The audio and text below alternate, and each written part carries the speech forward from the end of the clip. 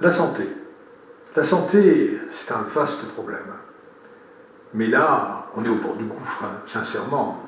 On n'est pas un pays sous-développé au point de vue santé, mais on n'est pas loin. Quand il vous faut 1 an pour avoir un rendez-vous chez un dermatologue, quand il vous faut faire 100 km pour aller vous faire soigner par un dentiste, c'est quoi ça? C'est un pays de sauvage. Je suis désolé, mais on n'est plus en France. Pourquoi on arrive là? Parce que depuis 50, 60 ans, la santé est gérée par des économistes. Des économistes, pas forcément des économistes de la santé. Des gens qui font des économies, des gens qui radinent, qui serrent les boulons de partout. Alors, en un certain sens, ils ont raison. En un certain sens limité. Pourquoi ils ont raison? Parce que la santé est un domaine inflationniste. Plus le temps passe, plus la santé devient chère.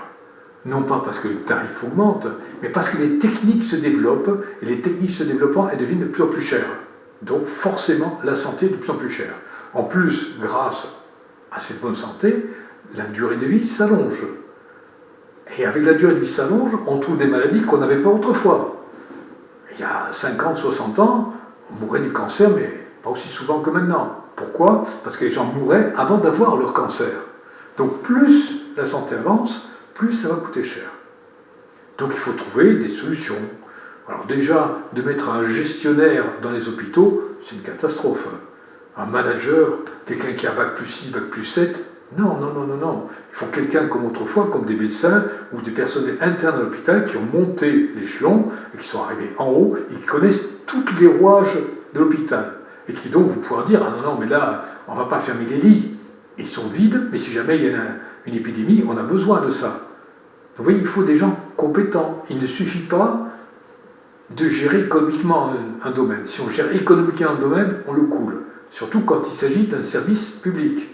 Un service public est là pour rendre service. Il n'est pas pour être rentable. Donc il faut savoir accepter que les impôts ou les cotisations augmentent pour payer cette santé qui est de plus en plus chère. Maintenant, l'État n'a pas vocation à couvrir toutes les dépenses de santé.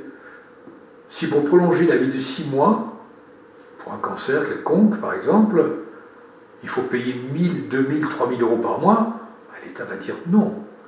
C'est pas gentil pour la personne, elle va perdre 6 mois de vie, mais on n'est pas éternel. Donc on ne peut pas. Il y a une limite aux finances.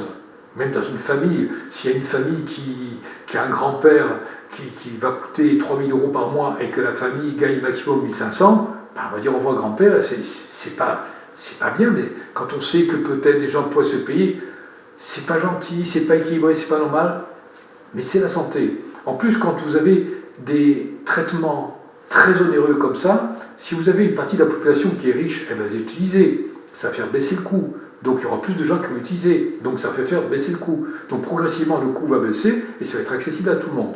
Donc il faut accepter que pendant un certain temps, certains traitements ne soient pas accessibles. D'autre part, il faut que les gens réalisent le coût de ce qu'ils ont. Actuellement, tout est gratuit. En santé. Comment ça? Si, tout est gratuit. La sécurité sociale vous rembourse à entre 60 et 70% du coût du soin. Et la mutuelle compense le reste. C'est-à-dire ce qu'on appelait le ticket modérateur. Le ticket modérateur est là pour modérer les dépenses. Donc il faut quelque chose qu'on paye de sa poche. Donc je verrai très bien un système où vous avez un ticket modérateur non remboursable, éventuellement modulable en fonction des revenus, pourquoi pas, ça c'est une négociation, un petit côté gauche, petit côté droite, il faut trouver un équilibre entre les deux, mais un côté non remboursable. Ne serait que symboliquement pour que les gens aient la valeur de ce que ça vaut, pour qu'ils comprennent. Et donc, tout ce qui est pris en charge par la sécurité sociale et mutuelle, pris en charge directement, payé au praticien, et tout ce qui est payé par le patient, payé directement du patient au praticien. Et là, quand vous avez quelque chose à dépenser, vous dites « Ah, ça coûte tout ça quand même !» Donc, on va vous faire radio, machin. Vous êtes sûr que c'est absolument nécessaire, docteur? Bah écoutez, on va peut-être pas faire l'échographie, la radio suffira dans un premier temps. Vous voyez, dès qu'on a des sous à mettre de sa poche, on modère.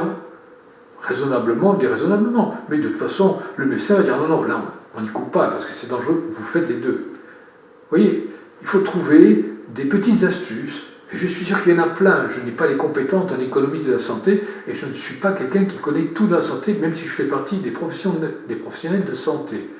Donc, il faut se réunir et c'est pour ça qu'il me faut un expert en tant que ministre de la Santé.